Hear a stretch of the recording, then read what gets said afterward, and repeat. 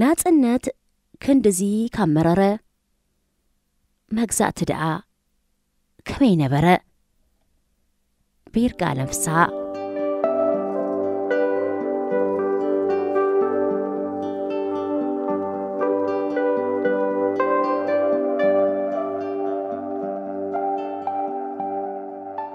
ኣብዛ ሓለፉ 10ታት ዓመታት ብዙሓት ኣዝዮም ብዙሓት ነታ ኣብ ዓይኒ ሕልናን ባህግን ህዝቢ ዝነበረት ናጽነትን ድሕሪ ምውናን ሃገር ዝሰዓበ ኣብ ትጽቢት ዘይነበረ ክውንነትን ዝገልጹ ዋዛታትን ጉጥያታትን ተሰሚዖም እዮም። እቶም ኣብ እዋን መግዛእቲ ንተግባራት ገዛእቲ ሓይልታት ኣነጻጺሮም ዝተባህሉ እሞ ድሒሮም ዝያዳ ነቲ ብኤርትራ ዘሎ ስርዓት ልክዑን መልክዑን ኮይኖም ዝጸንሑ ከይሓወስና ምዃኑ እዩ። ብዙሓት ብህሎታትን ተረካብ ዘረባታትን እውን ተሰኒዶም እዮም። ሓደ ብውትድርና ንእስነቱ ፈሊሙ ኣብ ምሕላው እሱራት ዓመታት ዘሕለፈ መንእሰይ ንብጾቱ ዘቕረበሎም ሕቶ ድማ ሓንቲ ኸብዙሕ እያ። ናጽነት ክንድዚ ዝመረረትሲ መግዛእቲ ደኣ ኸመይ ነይሩ ማለት እዩ። እዚ ሕቶ ምስልን ዝኽርን መግዛእቲ ንዘይብሉ ዜጋ ይትረፍ። መግዛእቲ መሪርን ኢሉ ካብ ኣርዑት ገዛእቲ ንምግልጋልን ሃገር ንምውናንን እጃሙ ንዘበርከተውን ድንግርግር ከብል ተኽእሎ ዘለዎ ሕቶ እዩ። እቲ ንናጽነትን ምቋም ሃገርን ተኸቲሉ ዝሰዓበ ወቕትታት ምስ ሕሰምን ኣደራዕን ገዛእቲ ተወዳዲሩ ክስዕር ስዒሩ ድማ ኣብ ሕሉፍ ተራእዮም ዘይፈልጡ ገጻት ስቓይ ከርኢ ናይ ዝህንደድ ኣራዊት ምስሊ ኮይኑ ይመጽኡ። ከምቲ ማንም ንናጽነት ሃረር ዝበለ ንራህዋን ሩፍታን እውን ዝበሃገ ዝተጸበዮ ዘይኮነስ ብዘይካ ኣብ ሓሳብን ትልምን ወጠንቱ ኣብ ካልእ ቦታ ክህልዎ ኣመና ዝኸብድ ዘዝኸበደን ዘዝገደድን እያ ኣልዒላ ኤርትራ። ኣብ ጽባሕ ናይቲ ከም ሃገር ቆይማ ምስ ዓለም ዝተላለየትሉ ዓመት መንእስያታ ኣብ ክንዲ ናብ ዝለዓለ ትምህርትን ምርምርን ናብ ታዕሊምን ውትድርናን ክትጓርቶም ከላ ንዜጋታታ ዘይትኸውን ሃገር ኣብ ምስራሕ እምነ መሰረት ይንበር መንባሩ ናይቲ ዝሰዓበ 30 ዓመታት ህዝቢ ኤርትራ ክወጸሉ ዘይከኣለ ዓዘቕቲ ኩናትን ህልቂትን ክገትኦ ዘይከኣለ ሞትን ምክልባትን ኣርእይዎ እዩ። ድሕሪ ካብ ቁጽሪ ኣጻብዕ ሓንቲ ኢድ ዝውሕደ ዓመታት ዓይኒ ብርኪ ወለዲ ተስፋ ሕብረተሰብን ሃገርን ዝኾኑ መንእስያት ገና ትሕቲ ዕድመን ከለዉ ኣብ መንጎ ትምህርቶም ካልኦት ካብ ስርሖምን ሰላማውን ናብርኦምን ዶብ ሃገሮም ከኽብሩ ናጽነት ዓዶም ክሕልውን ዝተገብረ መናፍሕ ክምልሱ ገሊኦም ኣሚኖምን ረድዮምን ካልኦት ተገዲዶምን ተገፊፎምን ናብ ውትድርና ተወሲዶም ናብ ዓውደ ውግእ ተላይኾም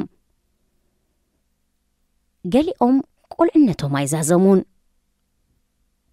ካልኦት ንእስነት ኣየፋረቑን ካልኦት ኣብ መት ዝመስረትዎ ናብራን ዝተኸልዋ ስድራን ክገብሩ ዕድል ኣይገበሩን ኣሽሓት ናብ ኩናት ምስ ኣተዉ ከይተመልሱ ተሪፎም ንሳቶም ግና ቁጽሪ ጥራይ ኣይነበሩን ኣብ ልዕሊኦም ብዝነበረን ትጽቢታት ኣስማት ዘጠመቐኦም ስድራ ቤታት ጎድነይን ዓንደይን ዝብልኦም ኣሚናት ከመርኣያን ጽላልን ዝርእዮም ውሉዳት ዝነበሮም እንኮን ቀንድን ንቤቶም ዝነበሩ ፍቑራት ሰባት እዮም ነይሮም። እንተኾነ ዘይግባእ ዋጋ ምኽፋል ዕጫ ኤርትራዊ ስድራ ምዃን ቀጺሉ እቲ ሓደን ክዛዘም እቲ ኻልእ ይጅምር በቲ እንተጠፍአውን በቲ ኻልእ ይቃጸል ደቂ ህዝቢ ተተመንጢሎም ኣብ ኩናት ናይ ምጥባስ ሸውሃት ዓመፅትን መላኽትን ክንዲ ባሕሪ ኮይኑ ዕሸላትን መንእስያትን ምኽንያት ኣብ ዘይብሉ ኩናት ምጥፋእ መምኽኔታ ጥራይ ዝኣኽሎ ተራ ፍጻሜ ናብ ምዃን ጸርዩ ህይወት ምእንቲ ካብ ህይወት ኣዝዮም ዝንእሱ ነገራት ምኽፋል ግዲ ኮይኑ ግርጭታት ኣብ ክንዲ መፍትሖም ምስዋሮም ቀሊሉ ስለዚ ከዓ እተን ምእንቲ ድሕነት ሃገር ወይ እውን ምእንቲ ሩፍታ ህዝቢ ደቀን ክህባ ዝተጎስጎሳን ዝተሰብካን ስድራ ቤታት ክስከምኦ ዘይክእላ ሞጉዳእቲ ንምቕባል ደኣ ተገደዳን ቆረራን እምበር ድሕነት ኣይረኸባን ሕሉፍ ሓሊፉ ደቃተን ብዘይ ዕላማ ከም ዝጠፍኡ ምጥፍኦም እውን ክሳራ ዘይምዃኑ ብዓውታ ዝንገረሉ መድረኽ ኣብ ምርኣይ ወደቓ እምበር ብዋጋ ተማሊ ሩፍ ክብላ ይተዓደላን እቲ ክሳራ ዋጋ ከይተሓስበ ጾር ነፍሲ ወከፍ ስድራ ኮይኑ ተሪፉ ብልሳን ዓመፅቲ እውን ክሳራ ሃገር ኣይኮነን እዩ ተባሂሉ እዚ ዝተባህለ እውን ኣብ እዋን ምውጣን ካልእ ኩናት እዩ ነይሩ ነገራት ኩናት ከስዕብ ብዝኽእል ሸነኻቶም መሓዞም ወይ እውን ዘላቕ ሰላም ከም ዘይህሉ ብዝገብር መንገዲ ምክንኻኖም ልሙድ ሜላ ናይቲ ኣብ ኤርትራ ዘሎ ስርዓት ምዃኑ ብብዙሓት ኣብ ብዙሕ ኣጋጣሚታት ተደጋጊሙ እዩ እዚ ከዓ ከም ኣገባብ መናውሒ ዕምሪ ስልጣን ንብዙሕ ዓመታት ኣጓዒዝዎ እዩ ስለዚ ከኣያ ኤርትራ ኣብ ዝሓለፈ ርብዒ ዘመን ምእንቲ ምቕጻል ስልጣን ዓማጺ ትንፋስ ኣሽሓት ንጹሃት ክትግብር ኣብ ክንዲ ከም ንቡር ንቕድሚት ናብ ኣንፈት ድሕረትን ዕንወትን ክትጓዓዝ ኣሕሊፋቶ ህዝቢ ተሰማሚዑን ሓቢሩን ኣንጻር ወፅዑኡን ወጻዒኡን ደው ኢሉ ነዚ ንዘዝጐበዘ ናብ ኩናትን ስደትን ኣፋንዩ ሕብረተሰብ ሙሉእ ንጽንተትን ህልቂትን ዘሳጠሐ ስርዓት ከኣልዮ ክሳብ ዘይከኣለ ከዓ ወናነ ዓዱን ጉዳዩን ናይ ምዃን ከምኡውን ራህውኡን ሰላሙን ናይ ምጉንጻፍ ዕድሉ ሲትረፍ መለሳ እኳ ኣዝዩ ርሑቕ እዩ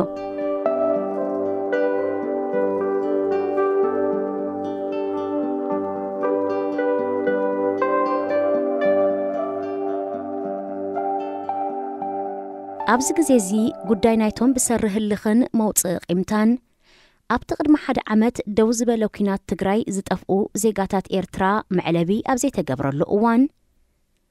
ስድራ ቤታት ኣይተስፋ ኣይቀባፀት ኮይነን ተሓሚሰን ኣብ ዘለዋሉ ግዜ ኩናትን ውግእን ኣርእስትን ስግኣትን ኮይኑ ወሪሕሎ ህዝቢ ካብቲ መራሕ ኣለኹ ዝብል ናይ ጥፍኣት ጉጅለ ዝኾነ ህግደፍ ንጹርን ጉሉፅን ሓበሬታ ክወሃቦ ትፅቢት ስለ ዘይግበር ከምቲ ልሙድ ናይ ገዛእ ርእሱ ጉዳይ ካብ መራኸቢ ብዙሃንን ፖለቲከኛታትን ካልኦት ሃገራት ጽንክብሎ ግድን ኮይኑዎ ኣሎ እቲ ካብ ውሽጢ ሃገር ብዛዕባ ህሉ ኩነታት ኤርትራ ክስማዕ ዝተኸኣለ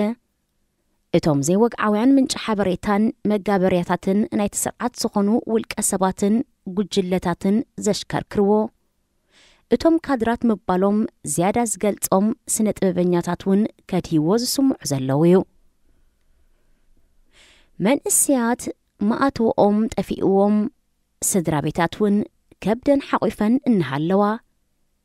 ደገፍቲ ዓማጺ ነበርቲ ዲያስፖራ ከም ኣመሎም ኣብታ ስድራ ቤቶምን ቤተሰቦምን ጠርኒፎም ዝሓደግዋ ኤርትራ ክስዕብ ዝኽእል ኣደራዕ ስለ ዘይምልከቶም ነገራት ከውጉሃህሩ ነቲ ዘይጸልዎም ሓውውን ከሳውሩ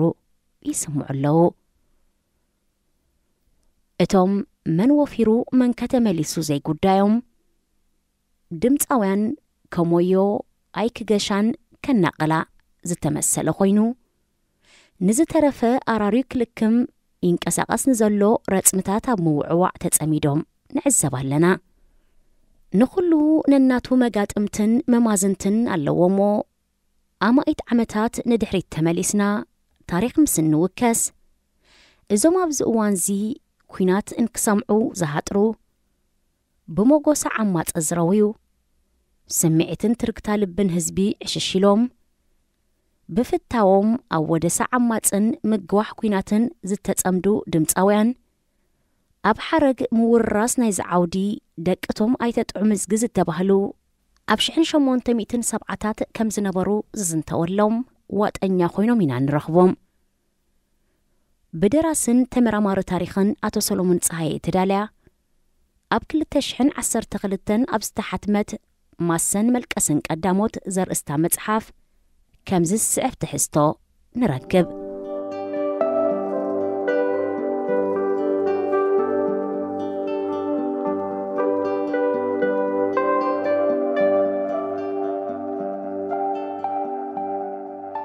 أبت بزو حزبي زهلقة شمونياتات أحد عدتات هزقان تعزقان نسلتان نحد حدوم زواقولو زنبرو شحن شمون تميتن سبعتات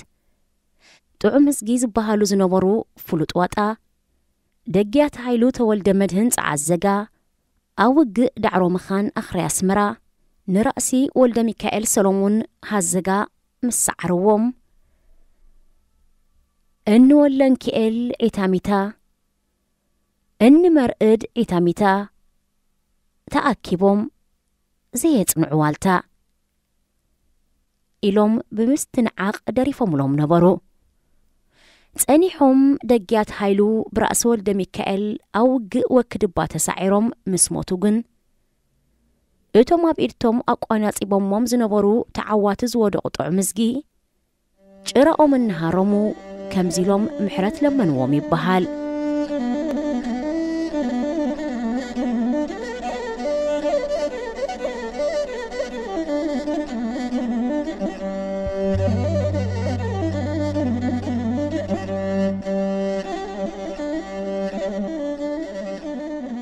بتيجني ولدو بتيجني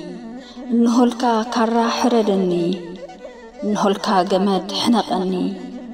نهولكا قلاط حلني نهولكا قدل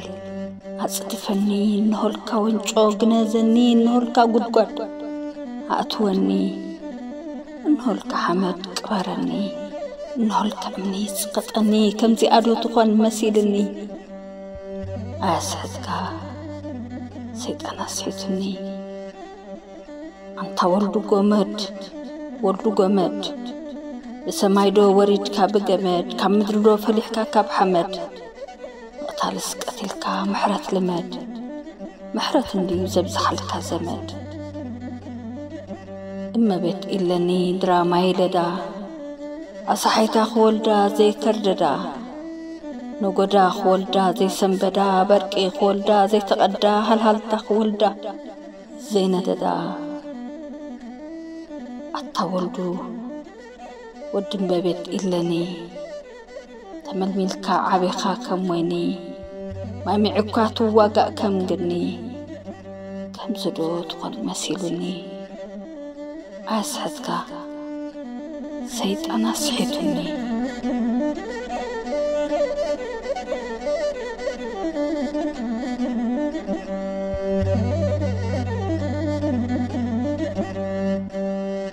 دحرز المانوزي رأس ولد ميكائيل ممحر دحان محيرك اللخو كما خازب لسب أبقزاتيك الرأس لزيد اللقنا حجي أرحيق كاتفا إلوم نتعو مزقي كابقزاتهم كم السقوقوهم ينقر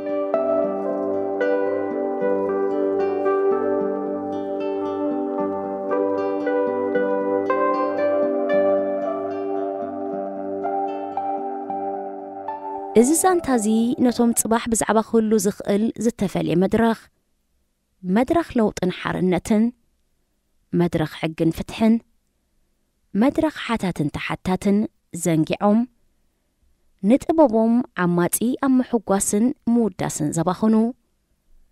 هزبن دك هزبن أم هلاقون زتوقهو زلو نايس هنا ماسمرا سنت ببنياتات أبنت كونومي قبا عدل جيرنا إزوم سنت ببنياتات زياتهم ناي سرعاتات مغان حاديقوم ناي هزب خونو فتاوم انت زخون جن عدمش ما قلتات نمنواح عدم عشلاتن من اسياتن قنشل مقباري بكأ نسل عمر عمستي هيوت نتوهان مغفال دويبل كبلو مسمعنا يوم